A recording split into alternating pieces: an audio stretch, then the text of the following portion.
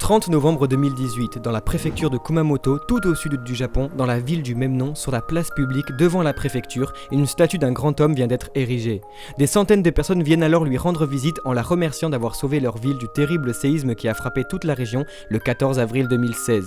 Pourtant, cet homme n'existe pas réellement, ou presque. Il porte un chapeau de paille et affirme un grand sourire sur son visage. Son nom, Monkey D. Luffy, et c'est un pirate.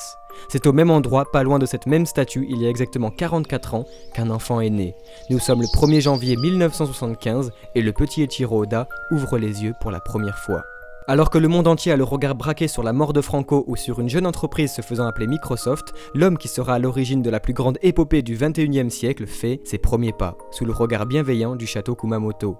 Entouré de ses parents, Eiichiro découvre un dessin animé nommé Vic le Viking, où un jeune garçon part en mer et prend part à une grande aventure. Pour la première fois de sa vie, il commence à dessiner, essayant de reproduire son dessin animé favori.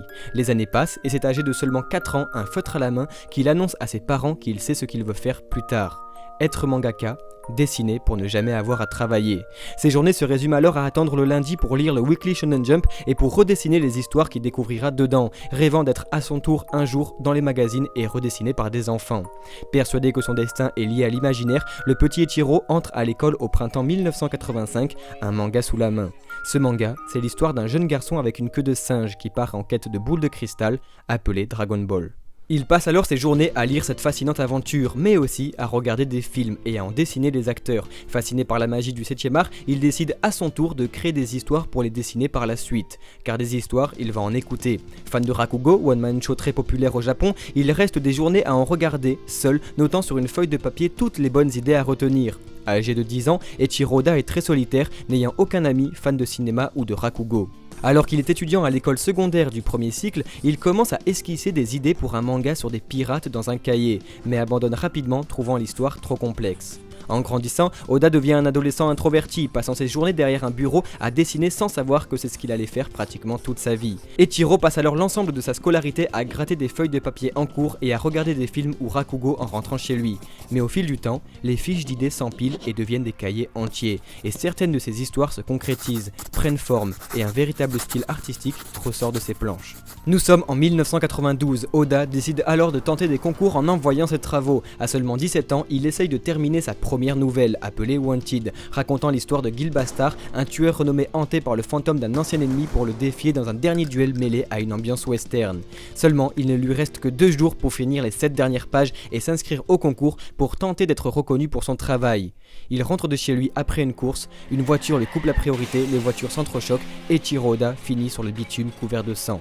Envoyé à l'hôpital, il demande à sortir mais les médecins lui refusent. Il reste une journée entière à se reposer, regardant l'horloge tourner. Le lendemain, il sort malgré les contre-indications et se remet à dessiner les dernières pages manquantes, ne lui restant plus que quelques heures avant la date limite. Son nez lui fait très mal, il crache du sang, obligé de recommencer ses dessins encore et encore, mais finit par envoyer ses travaux à la dernière seconde. Il reçoit finalement les honneurs du 44e prix Tezuka qui récompense les jeunes apprentis mangaka, et c'est en allant ensuite chez le médecin qu'il apprend que pendant tout ce temps, il avait encore le nez cassé. Mais c'est seulement l'année qui suit que sa carrière professionnelle prend son envol avec Kamikara no Purezanto, un cadeau de Dieu pour l'avenir, publié dans le Jump original. Pour la première fois de sa vie, le rêve devient réalité, mais l'adolescent garde la tête froide et continue à dessiner, gagnant le prix du concours de talent mensuel du Weekly Jump avec Ikiyaku, le voyage d'une nuit pour un diable. 2 ans plus tard, en 1994, âgé de 19 ans, le jeune adulte décide de quitter l'université, sa ville et sa famille pour s'installer dans la capitale en devenant assistant mangaka. Seul dans l'immense Tokyo, ses précédentes réussites l'ont fait remarquer dans le cercle très fermé du manga, et c'est avec le Weekly Shonen Jump toujours en ligne de mire qu'il devient assistant de 3 mangaka publiés dans le célèbre magazine, dont Nobuhiro Watsuki, auteur du célèbre Kenshin le Vagabond. C'est durant ses heures libres d'assistant qu'Oda décide de dépoussiérer un vieux cahier avec une tête de mort sur la couverture. Le cahier qui comporte toutes les idées sur l'aventure d'un certain Luffy au chapeau de paille dans un monde de pirates. Ça y est, l'heure est venue de creuser cette histoire en créant une petite aventure en 3 chapitres. Romance Down. Mais cela ne suffit pas, pendant plus de 2 ans, un monde gigantesque grandit dans son esprit, des centaines de personnages, d'histoires et d'actions se créent petit à petit. Fruit du démon, chapeau de paille, mer, terre, pirate, marine, il faudrait un titre parlant, en anglais, juste 1 ou 2 mots en lien avec un gigantesque trésor légendaire. 1996, les mois passent et Oda approfondit de plus en plus cette histoire jusqu'à la proposer enfin au Shonen Jump. Se rendant au siège de la Shueisha, sûr de lui, les planches sous le bras, le visage rempli d'un orgueil positif, persuadé qu'il a entre les mains le nouveau Dragon Ball, mieux encore, le meilleur manga de tous les temps. Attendant juste le feu vert de la maison d'édition, seulement voici la réponse. Désolé, cette histoire ne marchera pas, personne n'est intéressé par les pirates. Dépité mais sûr de lui, Oda continue avec acharnement à approfondir son œuvre et retente une demande de publication après plusieurs mois de travail intensif. Nouvelle réponse: non, désolé, ça ne marchera toujours pas. Nouvelle déception pour le jeune mangaka, il faudrait peut-être arrêter, se reposer et finir de croire en ce rêve stupide. Et pourtant, c'est bien les rêves qui le poussent à écrire son histoire. De nouveau derrière son bureau, Oda continue de travailler son manga pendant de longs mois et redemande la publication auprès du Weekly Shonen Jump, reçu cette fois-ci par l'éditeur en chef de la Shueisha, Kazuhiko Torishima, affirmant que jamais ce manga ne plaira à qui que ce soit. 3 refus d'édition en quelques mois seulement, et pourtant c'est avec le refus direct de Kazuhiko Torishima qu'Oda décide de prouver à la maison d'édition qu'elle a tort. Un feutre dans la main, il continue sans relâche, ne dormant plus, ne mangeant plus, assis derrière son bureau, rongé par les paroles de l'éditeur en chef. C'est décidé, plus jamais il ne sera refusé. Les mois s'enchaînent et son histoire se perfectionne semaine après semaine jusqu'au jour où Oda reprend un rendez-vous chez la Shueisha, sortant cette fois-ci avec un grand sourire. Nous sommes le 19 juillet 1997, One Piece vient d'être publié pour la toute première fois dans le Weekly Shonen Jump.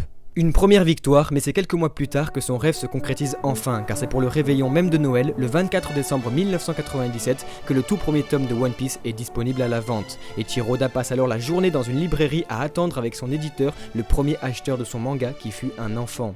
Pour la deuxième fois, son rêve devenait réalité, et c'est très ému qu'il passa la nuit à raconter son enfance à son éditeur, se revoyant à l'école avec Dragon Ball dans son cartable. 1998, les chapitres sortent un par un toutes les semaines, et c'est persuadé que son manga ne durera que 5 ans que Oda continue à le dessiner.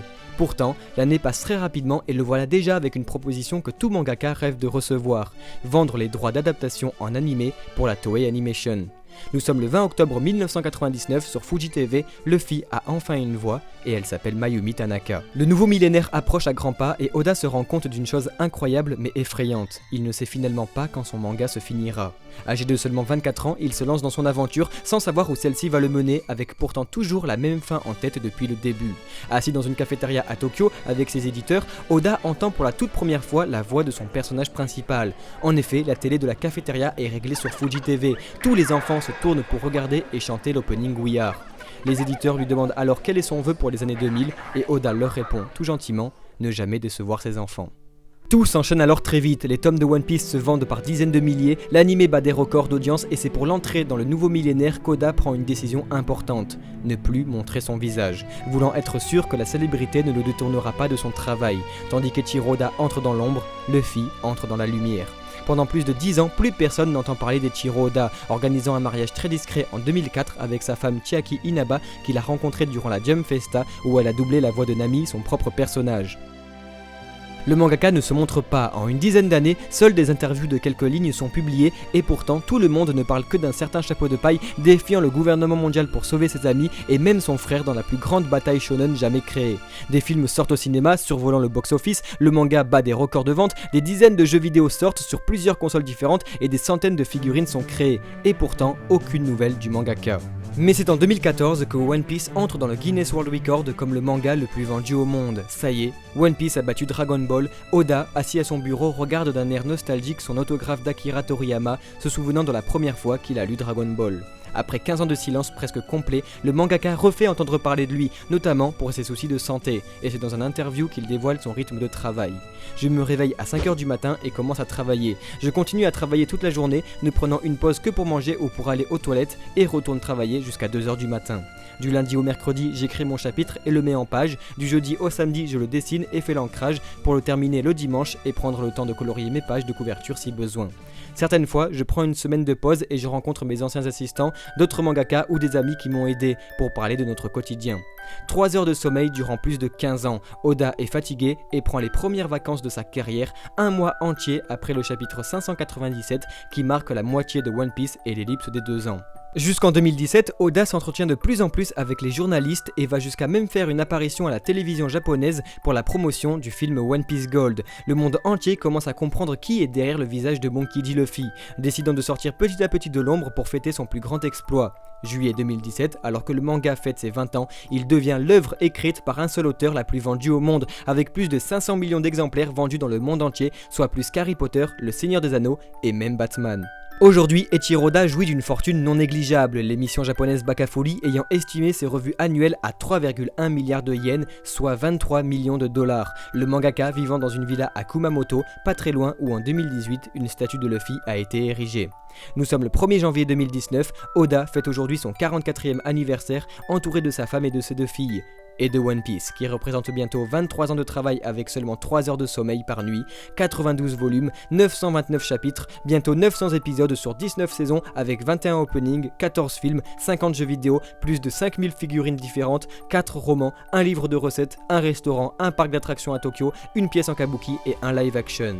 Alors qu'il pensait finir son manga en 5 ans, Oda continue de le dessiner après 23 ans de travail intensif. Et bien qu'il reste encore de belles années au manga, c'est depuis 2018 et son arrivée sur les réseaux sociaux via l'encouragement de ses éditeurs et amis Naito et Sugita, l'entrée dans le dernier arc de construction du manga et ses multiples interviews, qu'Oda a déclaré « One Piece est terminé à plus de 80%, je crois qu'il est temps pour moi de finir mon histoire. »